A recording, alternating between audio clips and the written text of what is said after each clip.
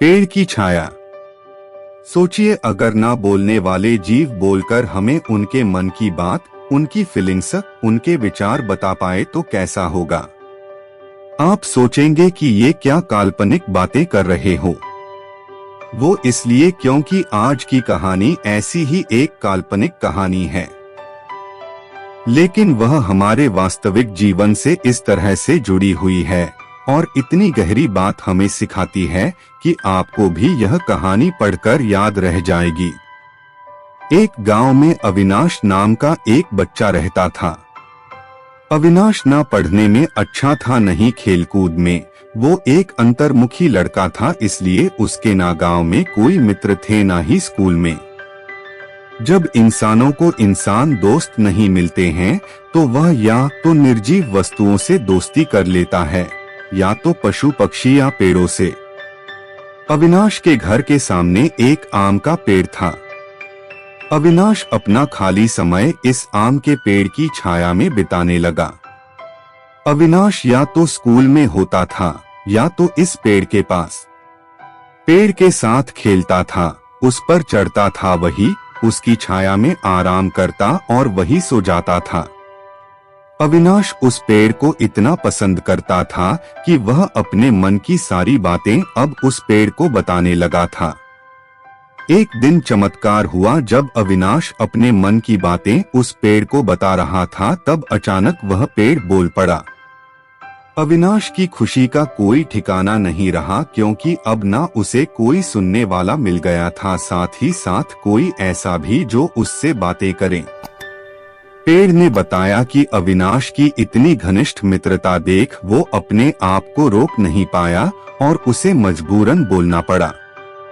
लेकिन वह अविनाश जैसे दोस्त को पाकर बेहद खुश है। पेड़ को भी अविनाश की आदत हो गई थी।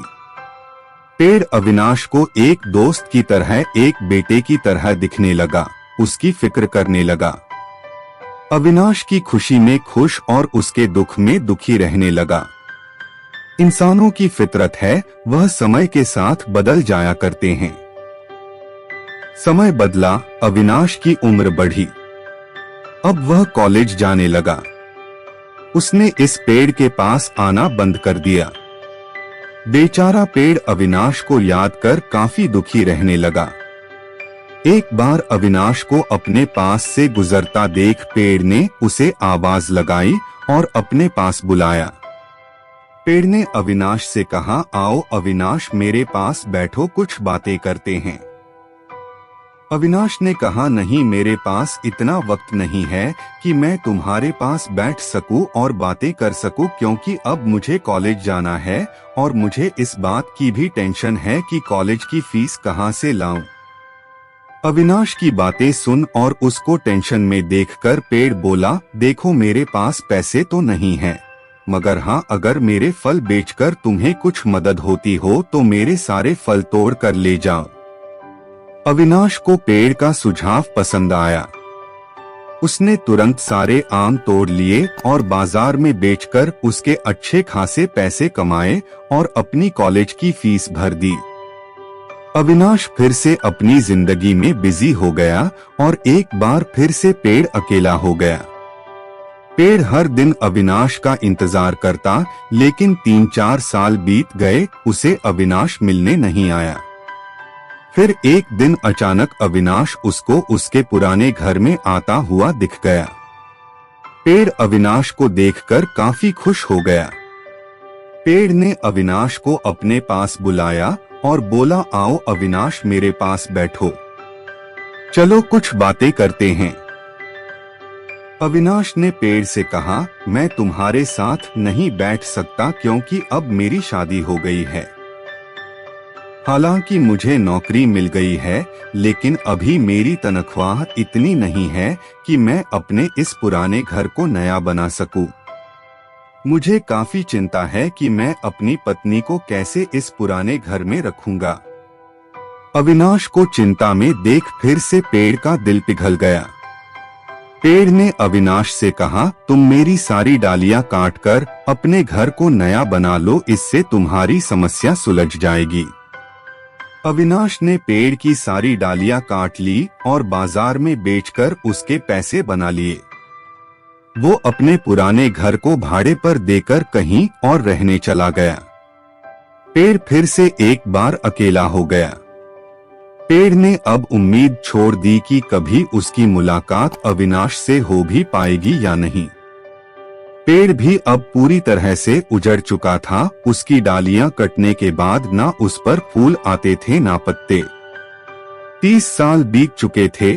फिर एक दिन पेड़ ने एक झुके हुए लकड़ी के सहारे चलते एक बूढ़े आदमी को अपने पास आते देखा।